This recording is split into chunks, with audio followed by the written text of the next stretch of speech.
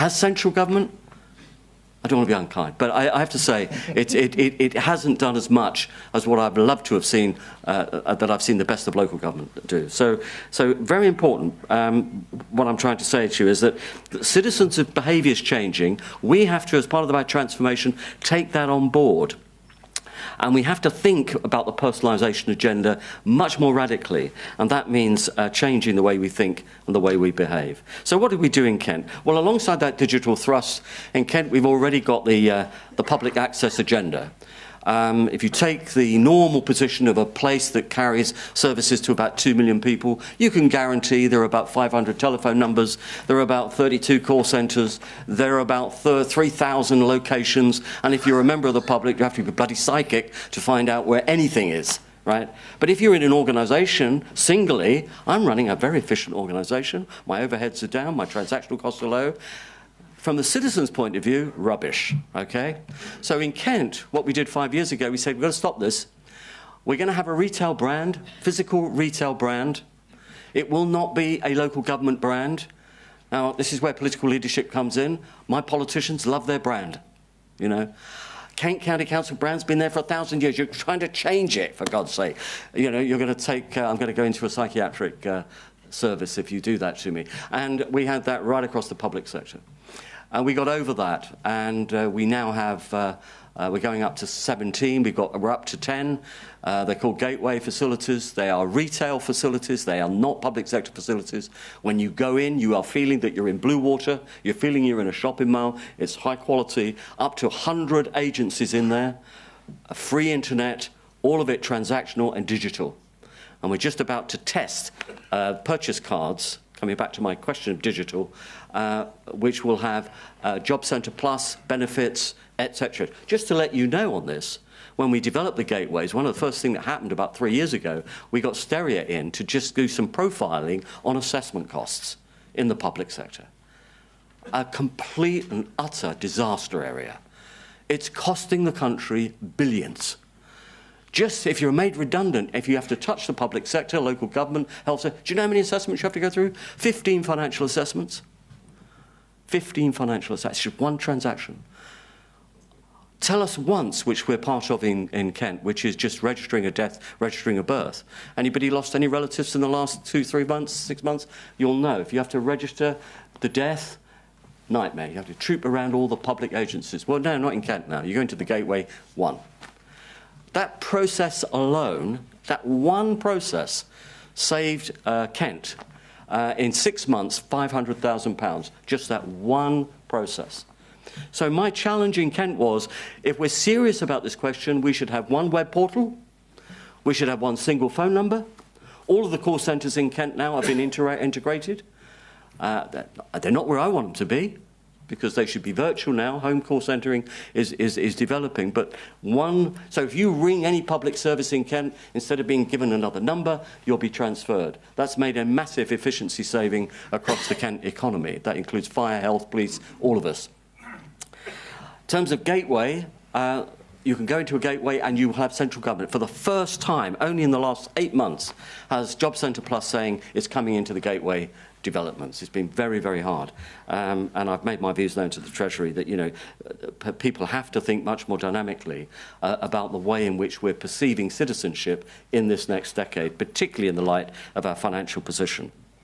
So here we are, there they are. All services must be transactional. There must be a single web portal, single phone number. Massive savings here for central government, local government, the health service, and all public, including police actually, all public services will all, and of course the difference in cultural base that this brings to both the management, the political leadership, which has to think more laterally and less singularly, less vertically, is very, very different.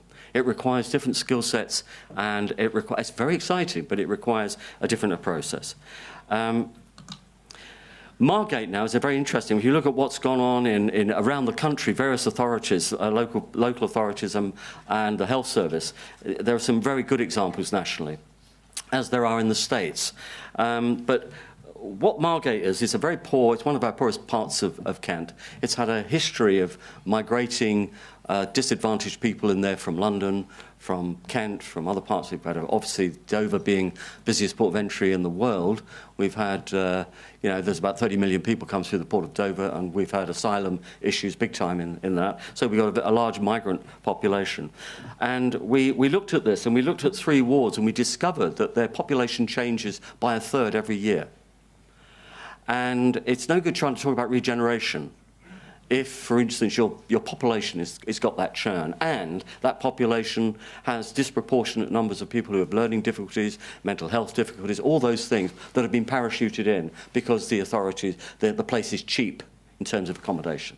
So very serious for us. So we've looked at that, and we're saying we cannot go on. It comes back to Edward's point, I think, and I totally agree with this with passion, because my history originally was psychiatric social work, which has helped me in this job, by the way. But